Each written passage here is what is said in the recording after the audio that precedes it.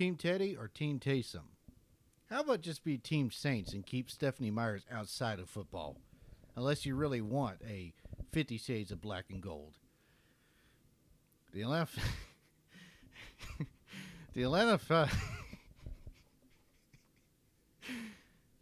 the Atlanta Falcons, unless they have a dramatic turnaround, are looking to finish this season just like all the previous ones, with fewer rings than a bathtub. Carolina is gearing up for their third straight game with Kyle Allen at quarterback. Cam Newton, on their hand, looks like he's gearing up for his debut on RuPaul.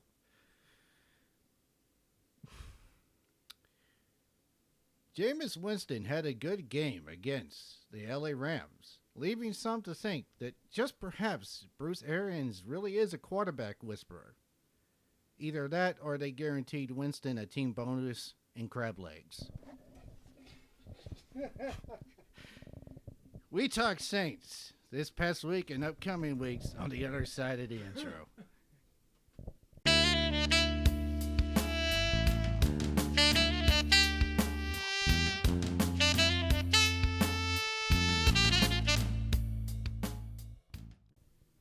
Who that? They say they're gonna beat them Saints. So New Orleans. Oh, well, wait. Okay. Hi, my name is John. I'm Josh. Okay, so New Orleans was able to overcome the odds. I think going into the game, there were 2.5-point underdogs. Around 2.5-point underdogs. And not only that, I mean, a little bit about Dallas. Dallas was coming in averaging, I want to say, 32 points a game offensively. Dak looking sharp. Zeke proving why he deserved that extension. Defense playing, of course, being that defense from last season, picking up from where they left off. And now we see how Dallas looks against a real team.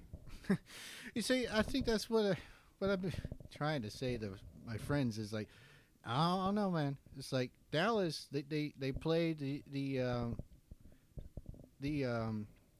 see who. Oh yeah, New York Giants, the Eli-led New York Giants. They played the Washington Redskins, who are still winless, and then they played the team that is guaranteed the first pick in the draft. Miami Dolphins. Yes, unless they draft an entire new team before next game, I don't see them winning one. Well, as bad as they've been playing, I wouldn't see that as a surprise. But then you get to a team that actually has a good defense, and look what happens. They hold Ezekiel Elliott to a measly 45 yards rushing. I thought it was 36 yards rushing. Was it? Okay. I'll give but you. Still, Zeke averaged only what? He averaged less than 3 yards a carry. Yeah, it was like 2 yards, 2.3 yards, something like that. Just some. And they hold the Cowboys as a team to 257 yards of total offense. Now, I mean, this came down to being a defensive battle. I wasn't surprised. Last year's game ended 13-10. So the fact that this one is 12-10 wasn't that big a surprise to me. And let's see right here. Ezekiel, 1.9 yards average per rush, and it was 35. But it was the mantle. It's the mantle that the Saints defense lived off of last year, and that's something that what they pride themselves on was stopping the run, and they proved it again that this is a mantle that they're strong at. Mm-hmm. Now, you definitely can argue that the Saints offense is still struggling a little bit without Drew Brees on the field. Like, my problem is that Teddy Bridgewater, he looked very timid. He didn't look comfortable out there, and I mean, I saw in a few plays when he got sacked. One thing that killed the Saints was the penalties. It's just the Saints offense looked completely out of sync for most of the plays. I mean, offensive line was constantly getting called for holding.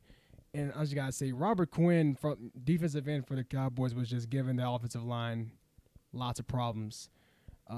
Some that Sean Payton needs to work on with his offensive line, and some that they also need to work on is getting Teddy more comfortable out there. I'll get to that point in a little bit, but I just want to go ahead and ask: are you part of the? You think some of these holding penalties are the result of Teddy heading on to the ball for too long? No, I will say that I do think he's holding on to it for too long, like sometimes, but I don't think that's always the case. It's not always the case. I mean, I saw some plays where Teddy was able to evade the pressure and there was a holding call, but then of course there were some plays where Teddy held onto the ball too long, and I'm looking at the game and I'm just like, Teddy, just pull it. If Drew Brees is under duress, he's going to pull it and he's going to go for a deep shot because he trusts his receivers. I think Teddy's problem is that it's either he don't trust his offense or he doesn't trust himself.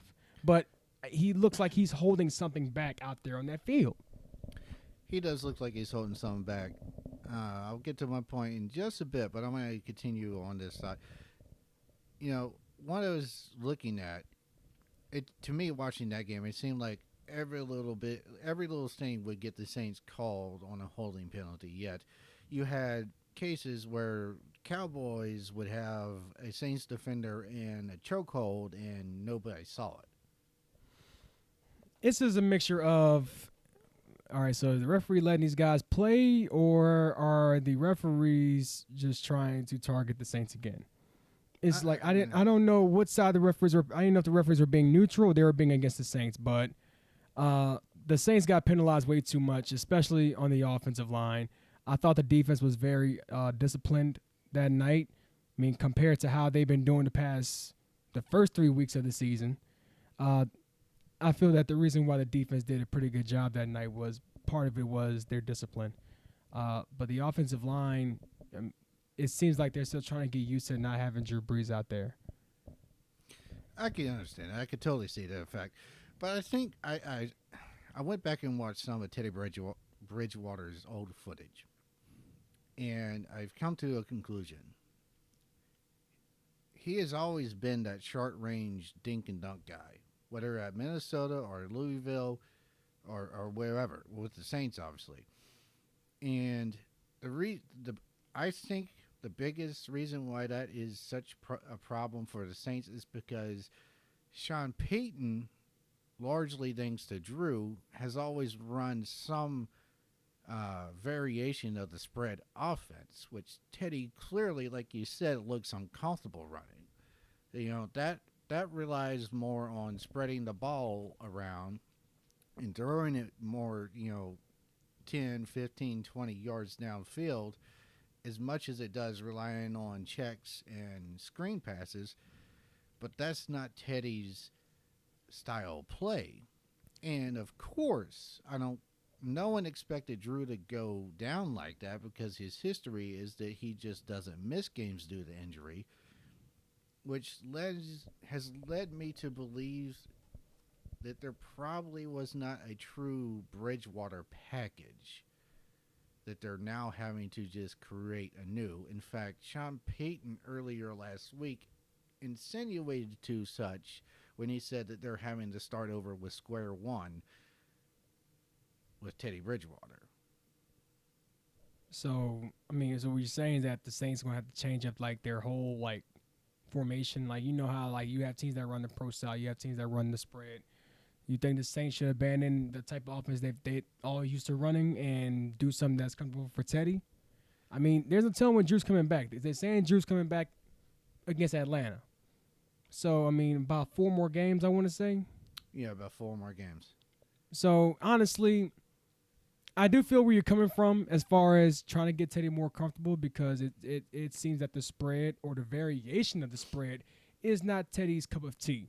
And you want him to be comfortable for the next 4 weeks in order for him to properly lead your team, to effectively lead your team. But at the same time, I mean, you want to get the offense used to like a whole different playbook, a whole different offensive style that they're used to, only to go back to it a few games later.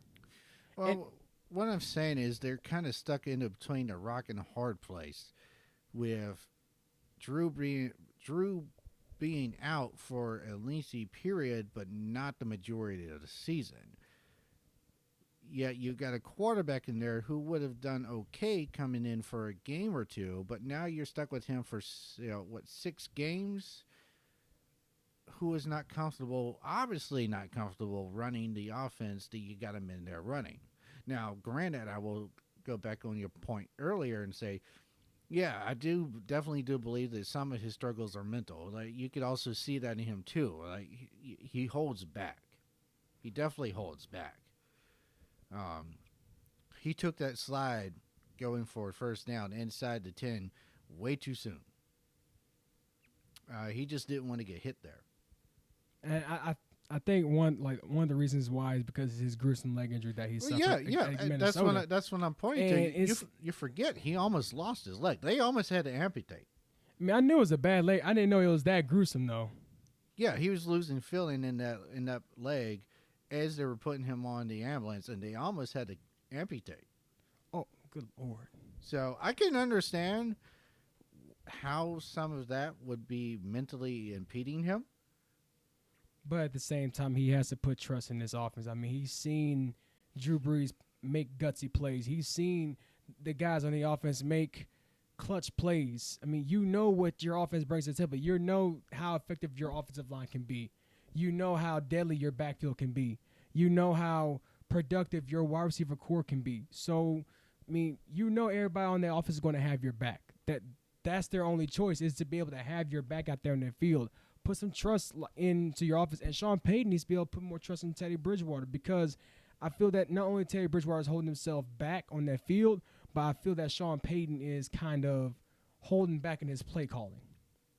Oh, he's definitely doing that because, like I said, I don't obviously I don't know this for certainty, but I just have this speculation based on watching how Teddy runs the offense, how Sean is calling the game. There wasn't a Teddy Bridgewater complete package, and now they're having to create one out of thin air almost. Well, I mean, I think they should be able to create like an abbreviated one, something to kind of keep in their pocket, save like for like a rainy day, like whenever Drew gets hurt, like now for the next few weeks. Mm-hmm. But I think that Sean Payton needs to break this offense out of being so conservative because when Drew's out there, of course, this offense is aggressive. Mm-hmm. I mean, that's the offense that we're accustomed to. I mean, we don't want to get these guys to be used to going all conservative.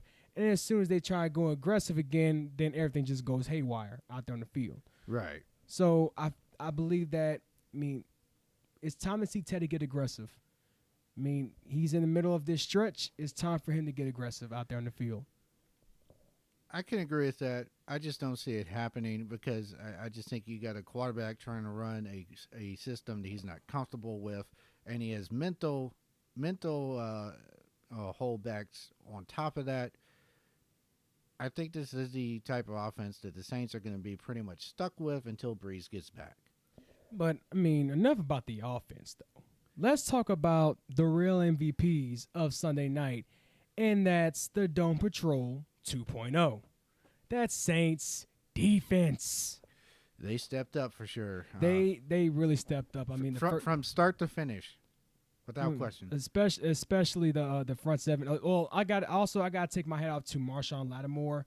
I mean, we've been seeing some struggles out of him early this season, but he really put the clamps down on Amari Cooper, and that was going to be the mismatch that Kellen Moore was going to look at. Amari Cooper versus Marshawn Lattimore. And, I mean, we've seen a lot of inconsistencies from the secondary over the years, but Sunday night was a true testament to how well the secondary can play. It was a true testament to how deadly this defense can be.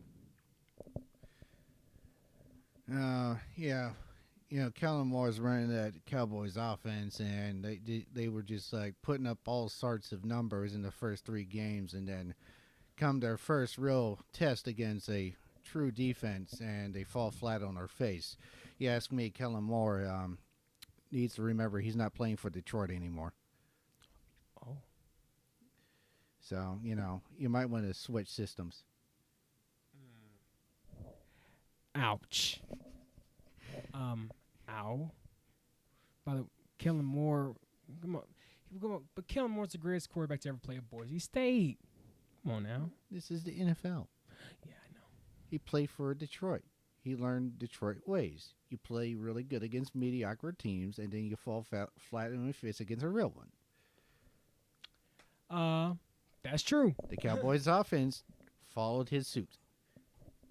Yeah, I mean, when you only put up 10 points and then only 257 yards of total offense, and your running back goes 18 carries for 35 yards, averaging less than 2 yards a carry, Amari Cooper, there was little to no production out of him, and Well, I Jason mean, Witten fumbled, and I know. And you also had Ezekiel Elliott fumbling at the 1 yard line or something yeah, coughing up the ball. like that. Anywho, so the upcoming games, they have Tampa Bay coming up, which just hanged 55 on Los Angeles. They still gave up 40. Yeah. So, But if you're a Tampa fan and you want to remain optimistic of this Bruce Arians-led Bucs team, pay attention to the 55.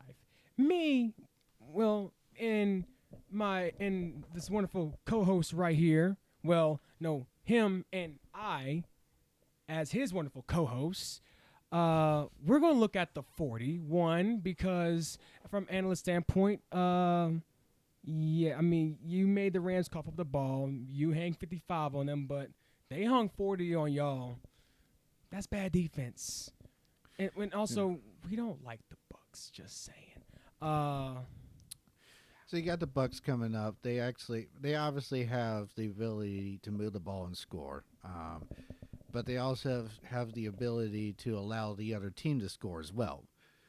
Well, as inconsistent as the Saints offense has been, I'm kind of concerned to see if the Saints can actually keep up because the Bucs offense has really come alive over the past couple of weeks, starting when they had played against the New York Giants, and then last week against a very talented Rams team. Especially how Mike Evans has emerged this season as well. Seems that him and James Winston been sharing a lot of crab legs, huh? Yeah, his treat. In other words. Well, I wouldn't say his treat. I mean, he probably stole them. Well, that's obvious still. Okay, fine. You're right. His misdemeanor. But, I mean, it's going to be a good game. But as sluggish as this Buccaneers defense is, I'm willing to see Sean Payton get a little more aggressive in his playbook. I mean, you have to because it's only going to get tougher from here.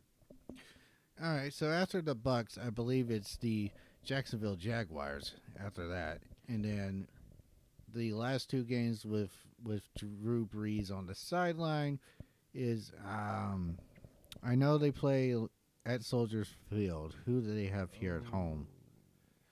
Okay, now I'm drawing a blank. I don't think it's a.